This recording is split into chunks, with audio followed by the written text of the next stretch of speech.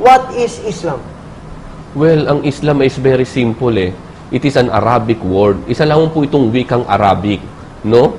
Kaya dahil wikang Arabic ito, naging naging controversial sa ating bansa.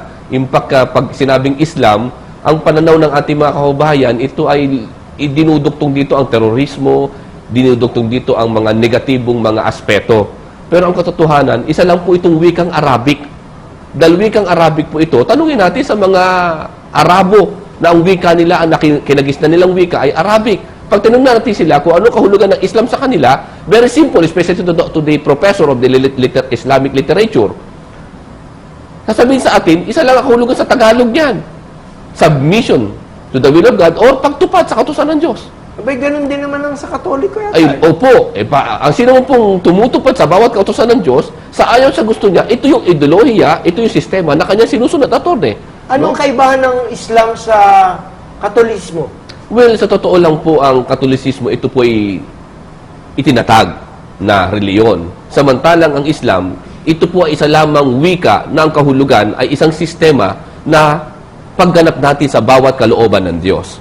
So, in other words, itinudugtong po kasi ang salitang Islam doon sa huling sugo na si Propeta Muhammad. Nasa mga diksyonaryo, nasa mga encyclopedia, na ang nagtatag daw ng Islam ay si Propeta Muhammad. Whereas ito po yung napakalayo sa katotohanan, attorney.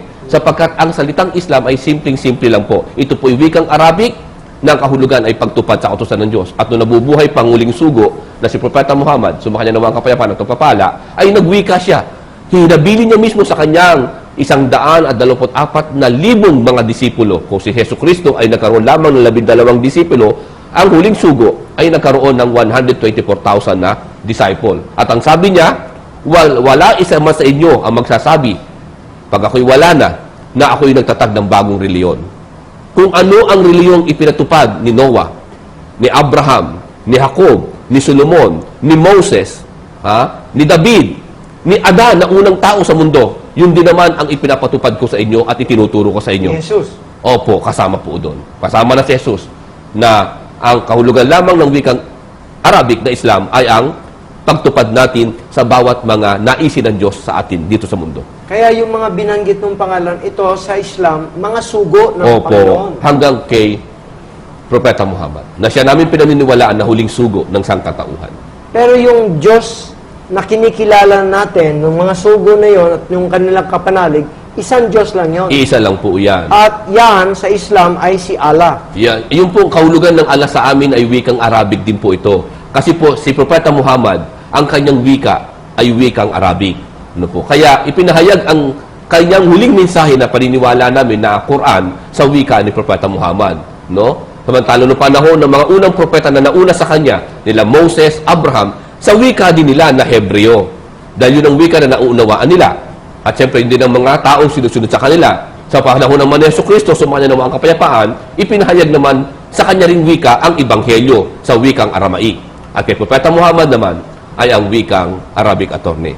Sa madaling sabi, kinikilala ng mga kapatid nating Muslim ang pagiging sugo ni Hesus Kristo. Hindi lamang po namin siya kinikilala. Bagkus, katotohanan po, attorney, siya po'y aming minamahal na higit pa sa aming buhay, higit pa sa aming pamilya, higit pa sa aming tinatangkilik. Paano nagkaroon ng pagkakahiwalay ng paniniwala ang ating mga kapatid nating Muslim at ang mga kapatid nating Katoliko? Well, sa katotohanan po, attorney. O Kristiyano. Opo. Sa katotohanan po, ang ating mga kapatid na kakristyanuhan, sa aming paniniwala, sila po'y dati nasa tamang landas. Ngunit, dahilan nga po sa may mga taong nung nangamatay na ang mga sugo at pumalit na ang mga taong iba-ibang tao na, nangyari sa kanila, may mga naging leader na lumabas na mga balasubas sa isang salita, yan sa totoo sa direktang pangungusap, na may sariling interes sa kanyang sarili at yan naging nadaan, nagtayo siya ng kanyang sariling paniniwala na kung saan ay iniba niya ang katuruan ng kanyang narinig mula sa direkta sa sugo. Yun po ang katotohanan niya.